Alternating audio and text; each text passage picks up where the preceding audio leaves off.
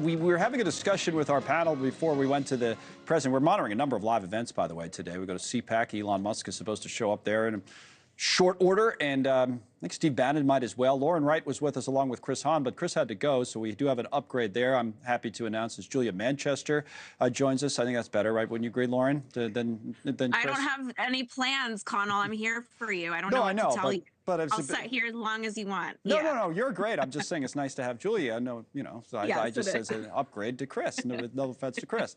You know what I thought? So there's a couple things. Let's do one question at least on this event that just wrapped, and then do want to talk about CPAC, and especially if Musk is coming up soon. He's going through his introductions, right? And we have we'll actually toss to the clip and play it, but he's going through, oh, this one's here, and this guy's here, Tiger Woods is here. And then the CEO of Pfizer. It's just kind of a commentary on where we are in the country. Listen to this.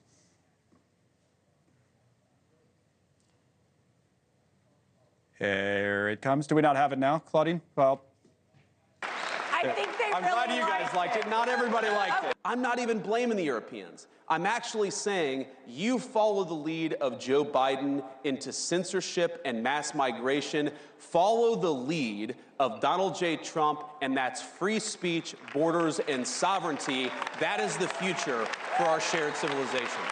That completely gave away now what Julia was about to talk about when we went to CPAC to talk about all of that. Anyway, the CEO of Pfizer, right? It was interesting, Lauren, to me, that the boos right away. It's a commentary in some ways about, we talk about populism all the time, where we are in the country, but here's this big CEO of a big company, big drug company, and everybody in the room at the White House booed. Now we have it. Here it is. We also have the head of Pfizer here, so I want to thank him. One of the great people, one of the great businessmen. Thank you, Albert. Thank you. And the president laughed a little. Lauren, what would you say about that, if anything? I thought that was fascinating. I mean, it just shows, I mean, look, in the Black community, there was a lot of vaccine hesitancy. A lot of people lost their jobs because of vaccine mandates.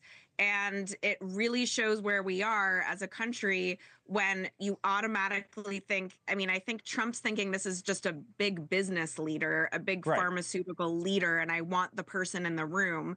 And the community in the room did not feel that way. I think post-COVID, there is that association in people's minds, and it's controversial in the room that he happens to be in. It was really interesting to see.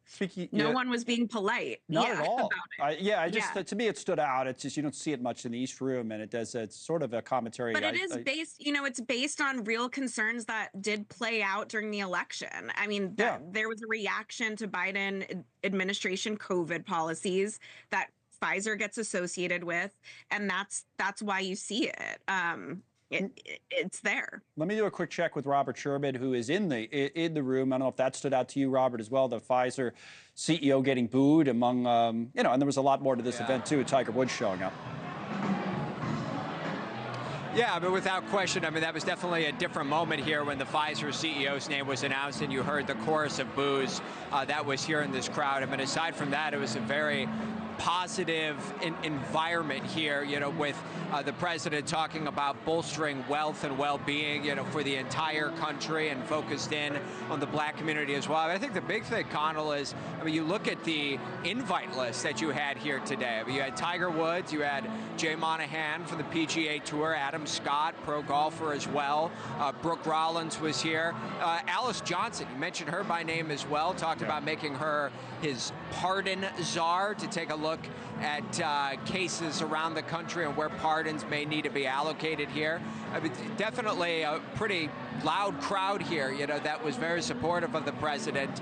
And he made the point, it's very different than what this looked like just a few years ago when he was president, but believing that this was a major entity, a major group that helped push him to victory in this recent November general election. And so that was a big focus of the remarks that you heard here today, Connell. And Julia, give us an idea. That I said we're covering a number of live events. We'll probably cut over to CPAC in a while in Maryland.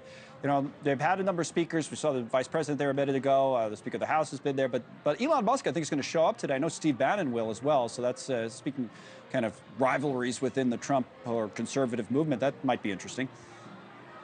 Yeah, absolutely. I mean, CPAC is certainly an opportunity for the conservative movement, the MAGA movement, which for all intents and purposes is mainstream within the Republican Party now. It is a victory lap for them. However, the split screen of Steve Bannon versus Elon Musk certainly shows that there is, those divisions there. Robert would say he's fed up with what you were saying, Julia. He just took off in the middle of it. All right, thanks. No, I was kidding, Robert. You're fine.